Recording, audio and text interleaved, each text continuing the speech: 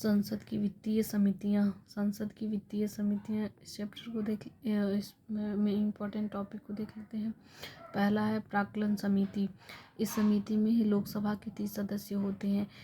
इसमें राज्यसभा के सदस्यों को शामिल नहीं किया जाता है। तो प्राक्कलन समिति में लोकसभा के 30 सदस्य होते हैं, राज्यसभा के सदस्य इसमें शामिल नहीं होते हैं। प्राक्कलन समिति सबसे बड़ी संसदीय समिति है। समिति के सदस्यों का चुनाव प्रत्येक वर्ष आनुपातिक प्रतिनिधित्व के अनुसार एकल संक्रमणीय मत के माध्यम से किया जाता है। इसके सदस्यों का कार्यकाल 1 वर्ष का होता है। प्रत्येक वर्ष मई में समिति का कार्यकाल प्रारंभ होता है तथा अगले वर्ष 30 अप्रैल को समाप्त हो जाता है। तो प्राक्कलन समिति का जो कार्यकाल होता है, इसके सदस्यों का कार्यकाल 1 वर्ष का होता है और ये मई में प्रारंभ होता है और अगले वर्ष 30 अप्रैल को समाप्त हो जाता है। समिति का अध्यक्ष लोकसभा के अध्यक्ष द्वारा मनोनीत किया जाता है, किंतु यदि लोकसभा का उपाध्यक्ष इस समिति में चुना जाता है तो फिर वही समिति का अध्यक्ष भी चुना जाता है। यह समिति सरकारी खर्च में कैसे कमी लाई जाए, संगठन में कैसे कुशलता लाई जाए तथा प्रशासन में कैसे सुधार किए जाएं आदि विषयों पर रिपोर्ट देती है। प्राक्कलन समिति के प्रतिवेदन पर सदन में बहस नहीं होती है। तो प्राक्कलन समिति ही है जिसके प्रतिवेदन पर सदन में बहस नहीं होती है, परंतु यह समिति अपने कार्य वर्ष भर करती है और अपना दृष्टिकोण सदन के समक्ष रखती है। लेकिन जो यह समिति है वो अपना कार्य वर्ष भर करती है और अपना दृष्टिकोण सदन के समक्ष रखती है। लोक लेखा समिति, इसे देख लेते हैं। प्राक्कलन समिति की जुड़वा बहन के रूप में ज्ञात इस समिति में 22 सदस्य होते हैं, जिनमें 15 सदस्य लोकसभा तथा 7 सदस्य राज्यसभा द्वारा 1 वर्ष के लिए निर्वाचित किए जाते हैं। इसे लघु लोकसभा भी कहते हैं। तो जो लोक लेखा समिति होती है इसे जो है जुड़वा बहन कहते हैं, प्राक्कलन समिति की जुड़वा बहन कहते हैं। इसमें 22 सदस्य होते हैं, जिनमें से 15 सदस्य लोकसभा से और 7 सदस्य राज्यसभा से होते हैं और ये 1 वर्ष के लिए निर्वाचित किए जाते हैं। इसे लघु लोकसभा भी कहते हैं लोक लेखा समिति को। समिति के सदस्यों का संसद द्वारा प्रतिवर्ष अनुपातिक प्रतिनिधित्व के आधार पर एकल संक्रमणीय मत प्रणाली की सहायता से चयन किया जाता है। इस समिति के अध्यक्ष का मनोनयन लोकसभा अध्यक्ष के द्वारा किया जाता है तथा लोकसभा सचिवालय इस समिति के कार्यालय की भूमिका अदा करता है। इस समिति के अध्यक्ष का मनोनयन लोकसभा अध्यक्ष के द्वारा किया जाता है तथा लोकसभा सचिवालय इस समिति के कार्यालय की भूमिका अदा करता है। 1967 में प्रथम बार श्री मीनू मसानी विरोधी दल के नेता बने तो उन्हें लोक लेखा समिति का अध्यक्ष भी मनोनीत कर लिया गया और उसी समय से विरोधी दल के सदस्य में से किसी सदस्य को इस समिति का अध्यक्ष मनोनीत करने की परंपरा की शुरुआत हुई।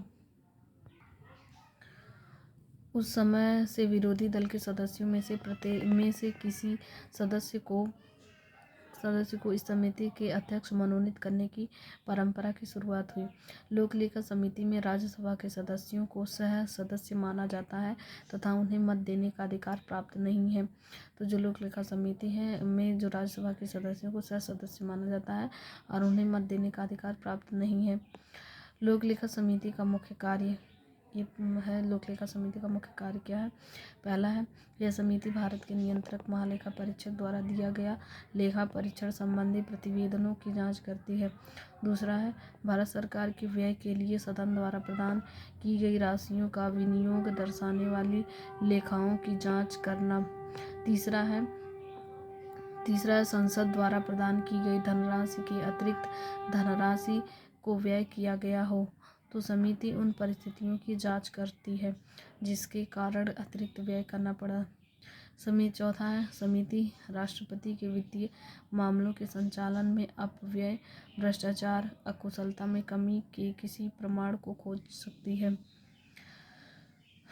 नोट यहाँ पे देख लेते हैं। लोक लेखा समिति अपना प्रतिवेदन लोकसभा को देती है।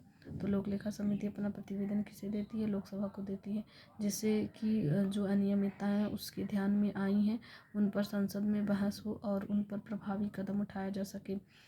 तो लोक लेखा समिति अपना प्रतिवेदन लोकसभा को देती है, जिससे कि जो अनियमितताएं उसके ध्यान में आई हैं उन पर संसद में बहस हो और उन पर प्रभावी कदम उठाया जा सके।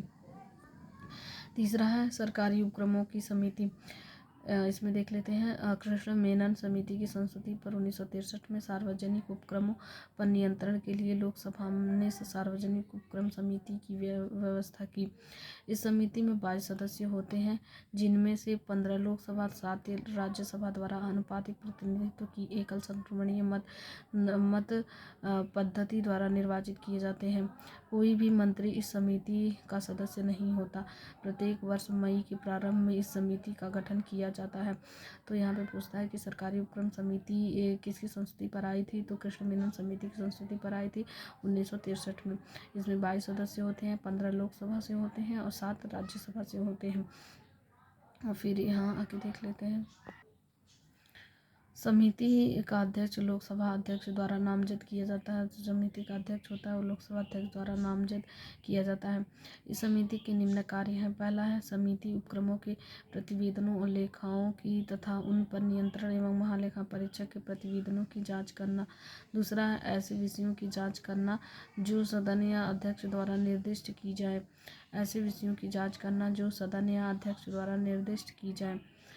फिर उसके बाद चौथा देख लेते हैं कुछ अन्य प्रमुख समितियां। पहला है कार्य मंत्रणा समिति। इसमें दिया है लोकसभा की कार्य मंत्रणा समिति में अध्यक्ष सहित 15 सदस्य होते हैं। लोकसभा का अध्यक्ष इसका पदेन अध्यक्ष होता है। राज्यसभा की कार्य मंत्रणा समिति में इसकी सभा का सभापति इसका पदेन सभापति होता है। गैर सरकारी सदस्यों के विधेयक तथा संकल्प संबंधी समिति। इसका गठन लोकसभा में किया जाता है। इस समिति में 15 सदस्य होते हैं।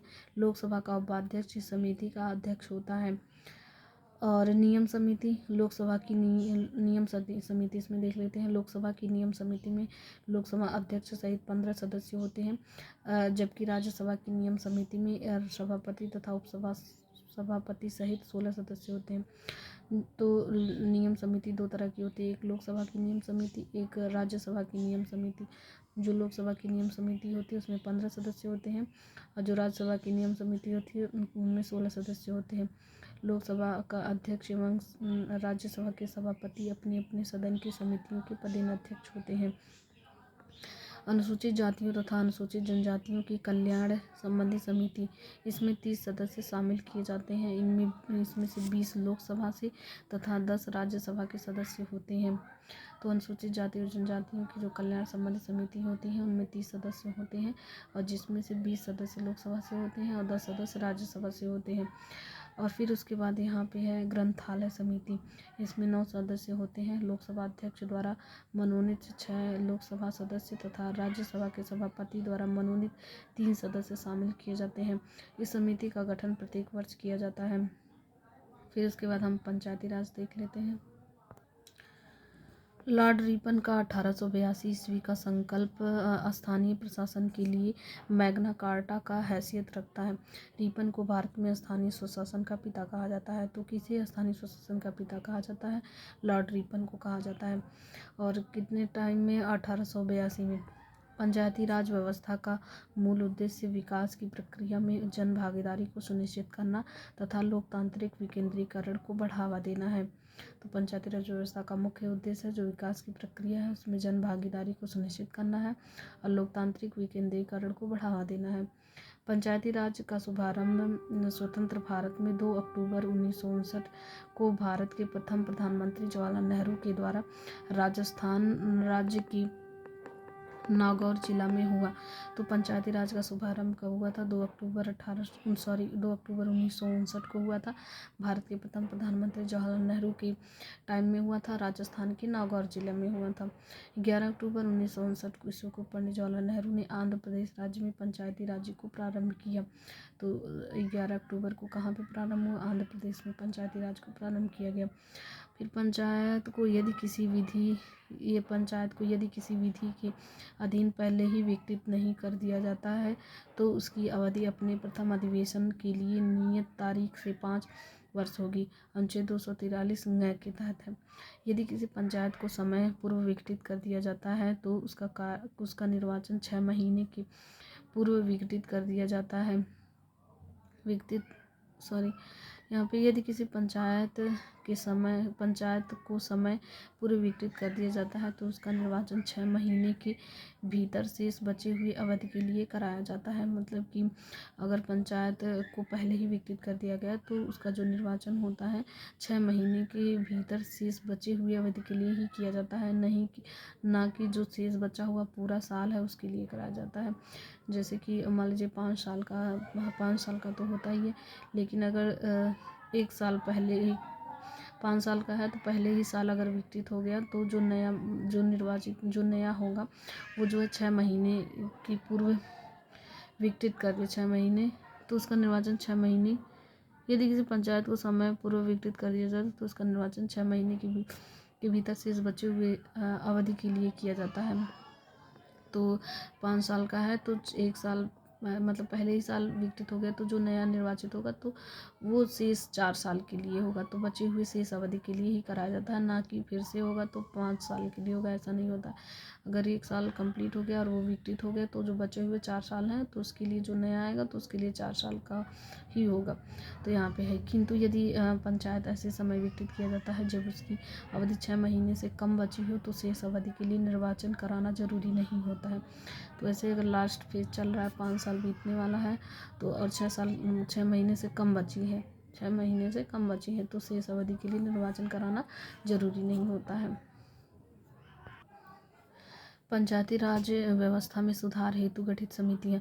पहला है समिति बलवंत राय मेहता समिति 1957 में, अशोक मेहता समिति 1977 में, PVK राय समिति 1985 में, LM सिंघवी समिति 1986 में और 64वां संविधान संशोधन 1989 में, 73वां संविधान संशोधन 1993 में। तो इसके लिए पंचायती राज व्यवस्था में सुधार हेतु गठित समितियां हैं। पहली बलवंत राय मेहता है, फिर उसके बाद अशोक मेहता, उसके बाद PVK राव समिति है, फिर LM सिंघवी समिति है, फिर 64वां संविधान संशोधन, फिर 73वां संविधान संशोधन। अनुच्छेद 243 के अनुसार पंचायत का सदस्य बनने के लिए न्यूनतम आयु 21 वर्ष है। फिर 73वां संविधान संशोधन क्या है इसे देख लेते हैं। 73वां संविधान संशोधन पंचायती राज से संबंधित है।